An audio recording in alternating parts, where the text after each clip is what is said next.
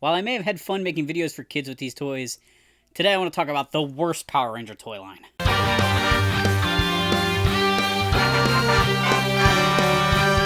Welcome to Pegwarmers, I'm Kevin, and I'm here to talk about toys, and today I want to talk about the worst Power Ranger toy line, especially from a collector's perspective. I was recently reading the comic adaptation of Star Wars Episode 1, and I noticed on the back of the first issue an ad for Power Rangers. How do you want your alien crushed? Small, medium, or large? And it's got a whole bunch of different versions of the Magna Defender, his motorcycle, and his Zord there, all based on the Power Rangers Lost Galaxy toy line. And it got me thinking about how the fact that there is no Power Ranger toy line currently. Power Rangers has changed hands a few times. Saban owned it, sold it to Disney, sold it back to Saban. Now Hasbro owns it. They're no longer producing the toys or the TV show, but they have signed a license agreement with Playmates. I suspect we'll hear something about Power Rangers from Playmates at Comic-Con this year, but you never know. I was kind of getting lost in the void about thinking about this gap in Power Ranger production and Power Rangers being licensed out, and it popped into my head that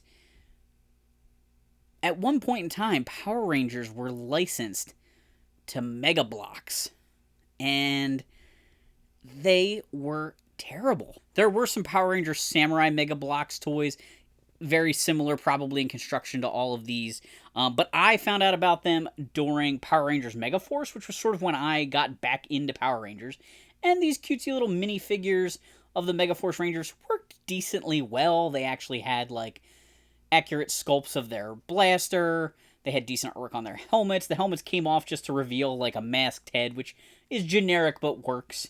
And I thought these guys were kind of fun. It led me to find a Mighty Morphin set that was the little figures. They all had their Blade Blaster in Blade mode and a little display base. And it just kept going from there. And at that point in time, I was working on SEO Tour Review, the previous incarnation of my YouTube channel. And we did a lot of kid videos, and Power Rangers always did well. And so I was snapping up anything Power Rangers I could get my hands on and making these fun play with toy type videos with them, and then kind of reviewing the products. Well, he's a big fellow. Looks like I'm gonna need my power sword. Ah! Beep boop, beep boop, beep boop, beep boop. Whoa! I need dinosaur power now. Tyrannosaurus.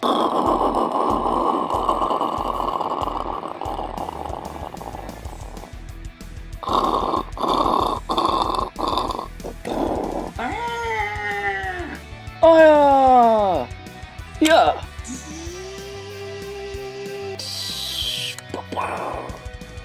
Alright, let's do this! Beedoo beedoo. We tried to have a positive spin.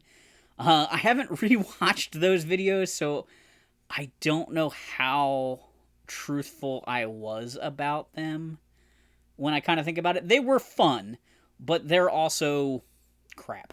I do enjoy this Tyrannosaurus sword, but after seeing some of the newer Pokemon Mega Construx sets, I feel like they could probably do this way better. Like, even more intricate with way more parts, really interesting.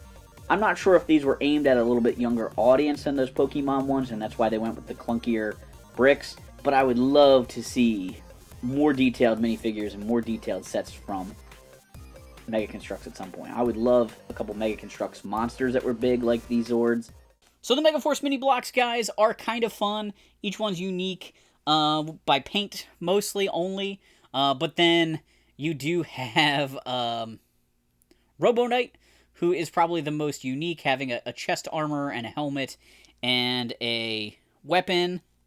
He has no face under his helmet, just like the little Lugers, the bad guys. They just have blank heads under their helmets. But this continued on, and the Mighty Morphin line turned into a bigger line. They made several construction sets where you got to build something out of bricks, and then they also had blind bag minifigures. This is an easy way to have multiple price points and get the toys out to lots of people. There were 5 small to medium-sized building sets and then 1 big main set. Obviously, the main set was the Megazord, but the small 5 sets were not just the 5 Zords. There were 3 Zords and 2 playsets. Probably the smallest toy in the line was the Triceratops Zord. He's just a little thing you build on wheels, has an articulated head, articulated tail with those cannons on it, and a crew compartment that could open up so you could put Billy in there. This reminds me a lot of the Panache Place Voltron, where you can put the pilots inside. And of course, Billy is a decent likeness. It's a very generic-looking minifigure, but the Power Rangers are pretty generic. They did eventually switch over. They just have helmets now. The helmet is the head. It's not removable. There's no little face underneath there. But his weapon is a generic little double-ended spear, not the Power Lance at all, which is a little bit disappointing. And it's super weird that these are a combination of Duplo style, like bigger blocks, and small blocks. It gives them some of the articulation they need, I guess. Maybe makes them a little bit more rugged. It does remind me possibly a little bit of like the Lego Junior kits, where they're a little bit easier to build. But these are definitely aimed young, I think, but have very small parts for like choking hazards. So I don't quite get it. The next Zord was the Saber-Tooth Tiger Zord, who has big, clunky Duplo feet, but much skinnier legs. Again, a crew compartment, articulated head and tail, and a little Trini figure with inaccurate accessories. A fun set, you know, if you want your Yellow Ranger to have her Saber-Tooth Tiger to be able to jump and paw like in the opening of the show. But those feet are so big and clunky, I guess it helps balance it a little bit, but it's a little odd. It's kind of just like 6 big chunks. 4 legs, a head, a body. Oh, I guess there's a tail too. I miscounted. But it's just not super detailed and just very oddly chunky. So I think the Triceratops looks a lot like the show. Saber-Tooth Tiger a little bit less. And then, of course, the T-Rex Zord, who is the worst here. Same size body with that crew compartment as the other 2 Zords. He's got legs very similar to the Saber-Tooth Tiger to allow him to stand up, and then shorter arms at the top. He's got the articulated head. He's got the articulated tail. He came with a Jason with a power sword. Not the Power Ranger power sword, but a nice broadsword. It looks okay, but not great. Probably the worst of the 3 Zord sets as far as like playability and show likeness and everything. Sorry, I misremembered something there. The Triceratops didn't come alone. That's why he is smaller, I guess. Saber-Tooth Tiger and Tyrannosaurus Rex were like small building sets. Then we moved upscale to like the play sets. The Triceratops came with this Industrial Zone crane playset that came with Billy and Goldar. The crane's okay, mostly pointless, other than giving you a little place to do battle, and they did battle in a lot of industrial sites. The crane is just a string and like a pivoting, turning Lego set. There is no way to actually like reel up the crane, but it is fun to swing this, you know, and whack figures over if they're not pegged in. And then the Triceratops did come with this, like I mentioned. And then possibly the worst minifigure. This Goldar is ridiculous. He uses the same helmet as the Rangers with just a face tampoed on it. He does have some unique armor and some wings that can plug in. Comes with the same sword as Jason. There's basically no detail on the minifigure itself, though. Like, he's got a black torso, gold arms, gold legs. It's the same sculpt as the Rangers. It feels very cheap. But at least you get a villain? Because there's not a lot of villains in this line. But he's very tiny. He can't fight the Zord. Like, Billy could fight him, but once the Triceratops shows up, even if it is a small Zord, it's not really a very fair fight. The next playset is the Power Chamber Command Center, whatever you want to call it, the Power Dome.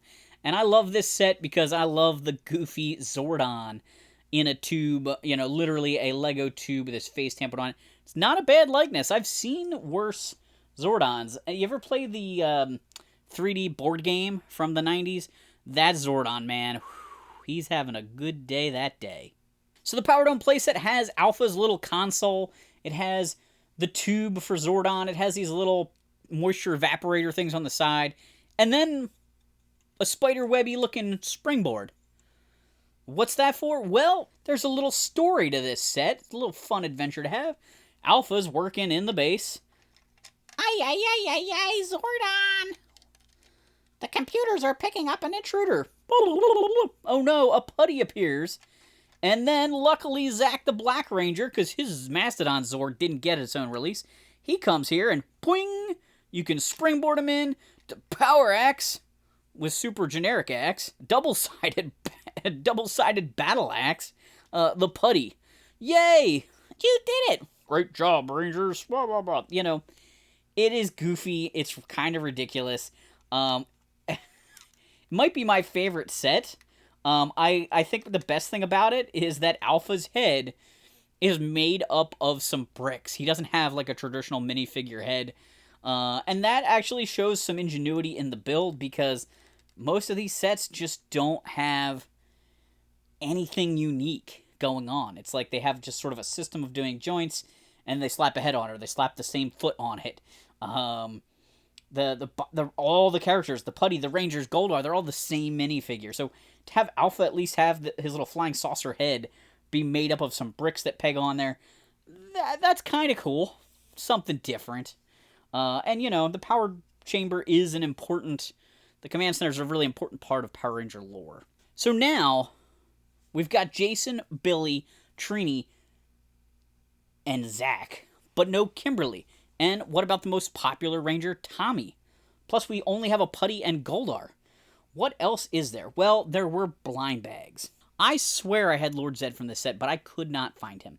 But the blind bags came with individual figures.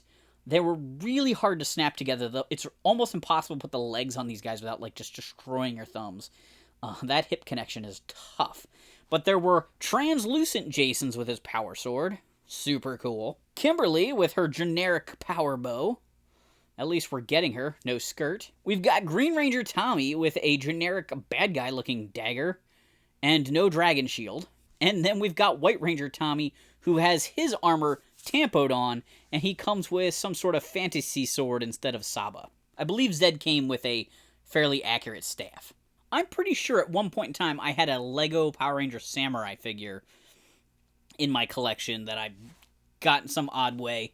And I don't know if that was like a bootleg figure or a legitimate figure. I remember seeing a Power Ranger set as one of those Lego creation sets. It's kind of amazing that Lego hasn't tried to go after Power Rangers. They've done Voltron. They've done the Transformers. So they can do those big robots. The minifigures don't need a lot of specific tooling, as proved by this terrible line. But Lego just would do the Zord so much better. I think there's playability here. I think there's value here. I just think these were so poorly executed. The crown jewel of this toy line is a dumpy-looking Megazord. His torso is huge. It's as long as my whole hand. His legs are about the same length. So his torso and his legs are the same length. He just comes off super goofy. The head's okay, because that's like a unique piece. This does not break down into Zords. The Triceratops and Saber-Tooth Tiger have more show-accurate deco than the regular releases of those Zords. So it doesn't even really look like those turn into this guy. He's very flat. He does have ball joints. Oh, he dropped the power sword. Or it broke. He has ball joints at the shoulders and at the knees.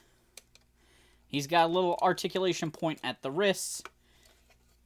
His shoulder pads are articulated, and his chest plate can be removed. There's enough space inside his torso for 3 of the Rangers to ride. That's kind of cool, I guess. Maybe you could shove blue and yellow Rangers down inside his shins if you pop this apart. It's not actually articulated. I don't know. Oh yeah, he comes with Jason. The Megazord also comes with a unique Jason minifigure. His power sword, his fantasy sword, they're calling the power sword, has some paint on the blade. And the figure has the Dragon Zord shield tampoed on him, so he is unique. He's not exactly the Jason that came packed with the Tyrannosaurus Rex. And if you give a kid a toy with a sword, they want to bash stuff with it. You know? This is maybe the weakness of the brick toy here. But the handle and the blade of the power sword separate quite easily when he starts attacking monsters. Oh wait, there are no monsters in this line for him to attack, except for itty bitty Goldar. So, You know, when he goes up against your Godzilla toys or something, the sword always snaps. But, you know, they tried. It's okay. It's cutesy. It's not too hard to build. But do you want this on your shelf? It just is not that cool looking. My stepson's always really proud of the Lego sets they build. They have some shelves in their room. They display them. I should actually ask my younger stepson if he would want this on his shelf and see what his reaction would be. Because, even though he likes Power Rangers, this is lame. The craziest part about this whole thing is that this is around the same time Imaginext is making the greatest Power Rangers kiddie toy line ever. I know Power Rangers is a kid show. The head flippers are fun. The old Zords are fun. Lightning Collection was great for collectors. Legacy Collection was pretty good for collectors. And the Imaginext Mighty Morphin line was super fun if you wanted fun, cutesy versions of the Zords and the Megazord and the Command Center and Rita's Palace and stuff. It was a great line. I actually did an episode talking about it with my buddy Chris from Long's Toys. This came out similar time frame and just is terrible. In the comments down below, let me know if you had any of these Mega Bloks Power Rangers. This was right before the transition to Mega Construx and a really big revamp of the Mega brand. The Mega Construx Ninja Turtles figures and He-Man figures and sets are phenomenal, but they don't do a lot of the lousy things that happened here with everybody just being a very generic body, and they don't do these weird mixes of the fat kitty Legos and the smaller also kitty Legos, but the Duplo and standard brick size bricks that really take away from this line. So let me know in the comments down below what your thoughts are. Have you ever seen these? What do you think of the Imaginext stuff?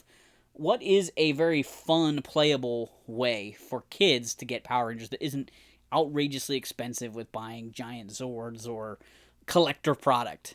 If you missed the early days of Pegwarmers where there were guests on every episode, you may want to consider checking out Retro Talk. It's an all-new show on 98.5 WXPM. It's a radio station in Phoenixville, Pennsylvania. They will be streaming the episodes of Retro Talk, and I will put a link in the description down below. But Retro Talk is a show hosted by my friend Rose, of Rose and Tony from RetroCon, who I mention often. Myself and Mike Bro, who's been on this show many times, are going to be frequent guests on the show, reoccurring guests. We've recorded several episodes that will start streaming this weekend on July 20th, 2024. So like I said, there will be a link in the description to check that out. Greetings, this is Rose with Retro Talk. If you can't get enough of me here on YouTube, you can check out that radio show. We'll be talking about all kinds of things retro on there. We did an introductory episode where we talked about ourselves and what we collect. We did an episode talking about RetroCon, which is coming up. There's also an episode about movies that have big anniversaries in 2024. So, like I said, if you want to check that out, check it out in the link below. Leave me a comment here telling me if you did check it out, what you thought of the show. Get me back in time. Remember the music? Remember the movies? Remember the cars, the fashions, the news, the things that stood out during our youth? It's okay to be nerdy. Join me as I reminisce over the cartoons, the toys, and the video games of the 70s, 80s, and 90s. Turn back the clock with Retro Talk. I've got an item here for new to the collection. I saw online a link to Soundwave, my favorite Transformer, a reissue of him online that was on clearance for $20, and I didn't jump the second I saw it, and then when I went and looked, it was sold out.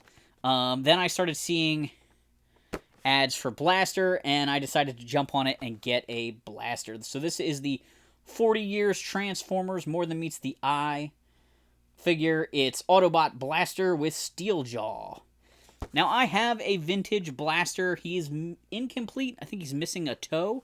And I don't think I have Steeljaw, the tape cassette that comes with this one. And for $20, I felt like it was worth picking him up. So there's Blaster out of the package.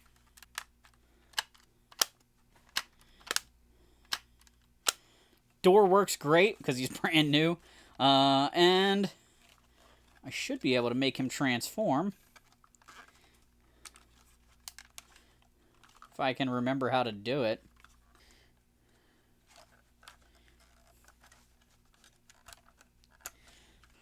There's the little toes that flip down.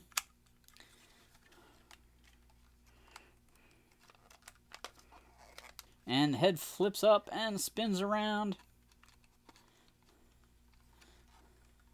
There's Blaster.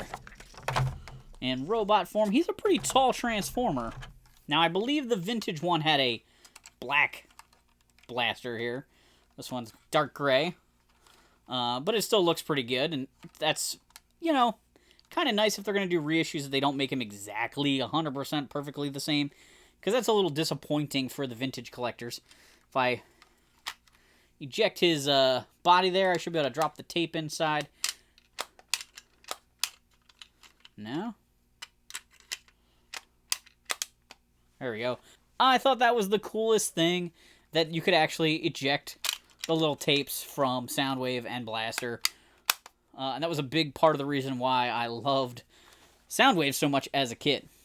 Steeljaw's legs drop down. Kind of similar to Ravage. Tail pops out of the back. Oh, and there's the little head that flips out. Little tricky. Little generic. And then he gets these, like, blaster wings that attach to the side of him. Don't really know which way they're supposed to go. Something like that. It's a little funny how all of the tapes have these, like, add-on pieces that they, you know, you don't really know what to do with them while they're transformed.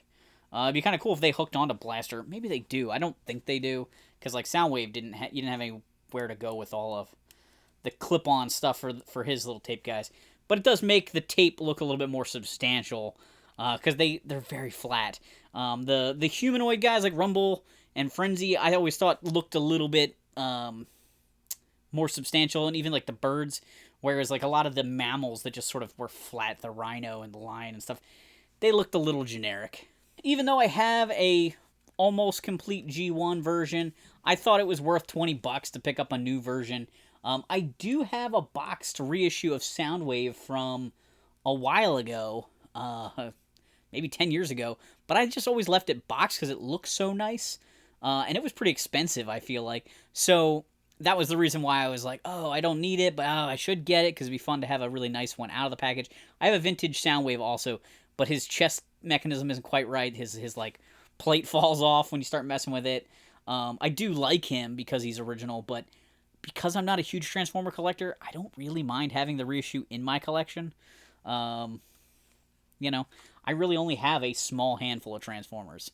For a while now, I've been planning on parting with these Mega Bloks Power Ranger toys. I've definitely been scaling back on Power Rangers. I bought a lot of Power Ranger stuff during the SEO tour review days because the videos always did well. It was kind of a brand we focused on almost every Saturday when we were doing, 5 and 6 videos a week. But it doesn't all have a ton of meaning to me. I like Power Rangers as a brand, but I would be super content to have a Lightning Collection version of all the characters and nothing else, basically. I have 2 shelves of retro Power Ranger stuff.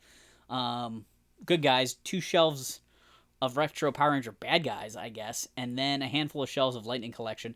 It's still very overcrowded on my Power Ranger shelves. I should thin it more, but one of the things that I decided to get rid of was the Mega Construx stuff. So I am going to be parting with a lot of these. They're just not really that great of toys, and they're taking up space down here in the basement, and they gotta go. Thanks so much for tuning into this episode. Do me a favor, hit the like button, share this video with a toy collecting friend. If you want to support the channel further, you can join us on Patreon. Our most recent bonus video on there was taking a look at the retro children's book from Batman Returns, The Penguin's Plot. Thanks for hanging on the peg with me, guys.